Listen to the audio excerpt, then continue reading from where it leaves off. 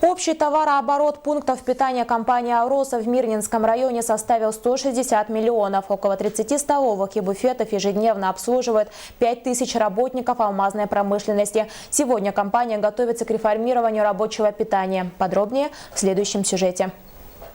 19 столовых, 7 буфетов. Посещаемость около 5000 человек в день.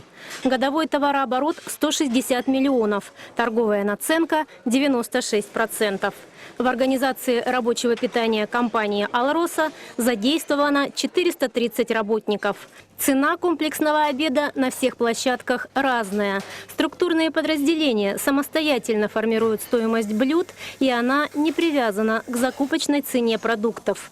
В Вайхале обед может стоить 150 рублей, а в Удачном – 180. Необходимо переходить к тому, чтобы на всех площадках стоимость аналогичного блюда была единая, поскольку это неправильно, что политику по стоимости питания определяет директор горно-обогатительного комбината.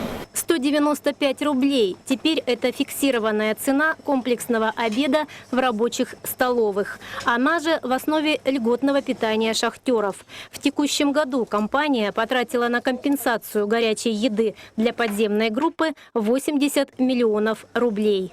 На 2016 год уже есть распределительный документ, будет подорожание в меру роста заработной платы на 12,6%.